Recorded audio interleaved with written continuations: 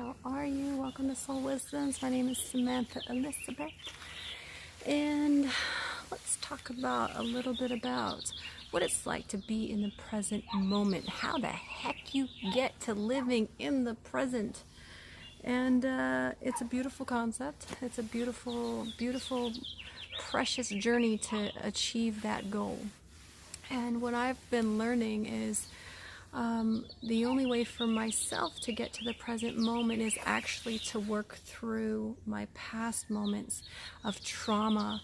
And once I've released all those karmic cycles, then I'm able to finally live in the present moment of the now and not have to dwell in the fear of the trauma that I used to experience. And I love this Libra full moon, you guys. I'm not lying. Like, super amazing energies and revealing a lot of things. My heavenly creator's been so beautiful the past couple of months in guiding me through my past traumas and exposing them all to me. And actually, some of them aren't mine. My psychic abilities, my intuition has actually been so amplified, that I have been taking on the karma of other people thinking that it's mine. And how beautiful is that recognition? Hello. I have so many wild animals out right now. It's amazing. What I'd like to say is that perhaps we're putting ourselves in the same situation over and over and over again. We're like, well, this is the present moment. How do I deal with it? Well, God's going to say, how can you love it? And the only way to love it is for you to be able to see the pattern of where it has that particular situation has happened over and over and over and over, because you haven't been paying attention to get the message so you can fix it. And it's a beautiful thing. I say beautiful now because I had the biggest revelation that I have been living other people's shit. And I've been just writing it out, because I mean, y'all know that everything you think comes to manifestation, everything you write comes to manifest, and also everything you speak comes to manifest. And something that I encountered this past week was a lot of people called that witchcraft, and I'm like, no, it's just journaling. It's just journaling. You know, everybody journals. And it's a matter of I'm actually finding graciousness in what it is that I'm revealing to myself when I'm saying thank you for the release of this behavior pattern, because it's behavior patterns within me that I'm identifying with that I want to no longer have to be held down for or down with. And I don't know. My life cycle, my karmic life cycle, has been such a beautiful journey that I've been blessed with some really big traumas in my life that I have been able to identify with. And I'm now working on the biblical sense of, like, the sins of the father, the sins of the mother. And I'm like, oh my God. So my relationships that I've been chasing aren't even because of me. It's because I have inherited certain people's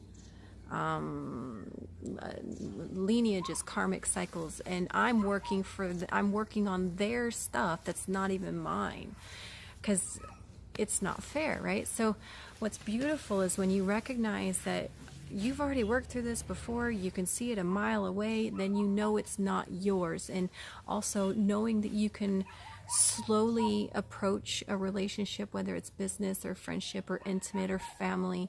You can approach a conversation, approach anything new, slowly, mindfully, and carefully. And so, hello, mosquito. And then that way you can be more self-conscious and self-aware of what it is that you're putting yourself into, and just really being mindful, because the more sensitive you get, the more prayerful you get, the more open-hearted you get, the more psychic abilities you have with your self-awareness. And so that makes you more aware of whose company you even put in your energy field, who it is that you invite over to your house.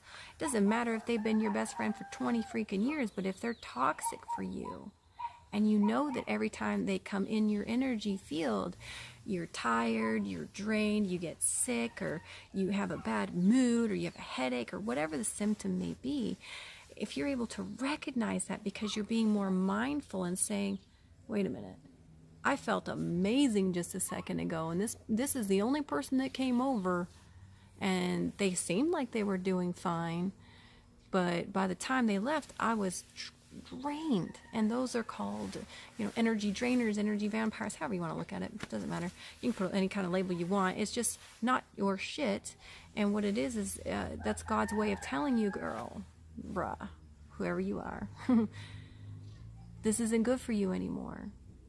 And you need to distance yourself from those scenarios. And so it's really important to be mindful of the people who are draining your energy. And if you have your teacup and your saucer, and you're giving from your saucer, and then it takes you 2 seconds, and then all your saucer's gone, and you find yourself digging out of your cup of your love, your self-love, and your energy, then it's too much work, it's too much effort, and you have to just constantly be in meditation, and constantly be in yoga, and constantly doing ceremonies, and just getting centered all the time. And that's just too much. And all you have to do is just choose better people to surround yourself with, choose better energies to put yourself into.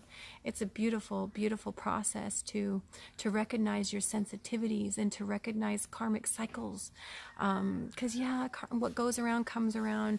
What you were born, you were born into this life with a certain set of life lessons that you are supposed to learn from.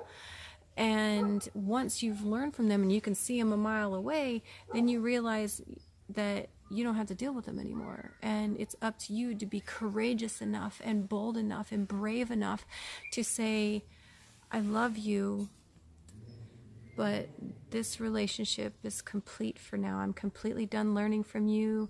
You're completely done learning from me. Thank you so much. I love you. Have a beautiful, blessed day. And exit the situation, because it's just not worth your effort and your energy and your time. And it's just better for everybody involved to step away and let it go. And that's that's something I'm learning. That let it go, not holding back anymore. That's a beautiful, beautiful concept, that beautiful Disney song. I never thought that I learned so much from Disney.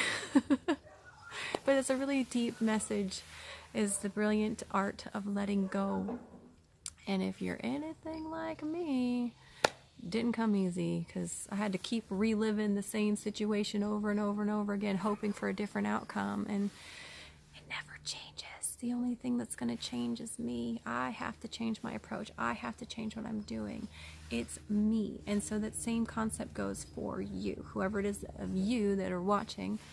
We get to change our karma, our life happenings, our life events, our relationships by being more observant in the moment. Means being observant of what's going on in this current moment and saying, I've done this before. How do I stop doing this again? Because this doesn't suit me. This doesn't feel good. This makes me feel bad, or this makes me sick, or whatever your situation and scenario are. So yeah, hopefully you find some cool resonance with this message today of trying to release or identify your karmic cycles. I can help you with releasing karmic cycles or identifying karmic cycles, because I am the behavior management strategist. I am brilliant at identifying patterns, but after all, it is up to you to reach out for help from anyone. You know, sometimes we are human, and we get kind of caught up in the human aspect of all the things that we're going through. and we forget that help is available, or perhaps we don't even know that it's available. And so here I am. I'm here to assist, and if you don't resonate with me and my energy, you can at least send me a message and ask me for a referral, because I do have so many friends who are in the same field as me, and perhaps you may find resonance with one of my colleagues. So that being said, today, let's see what today is. I think it's the 16th, probably about 7:30. My name is Samantha Elizabeth. Let's close this out with a prayer, because I love praying, y'all. Power of prayer is epic. Okay.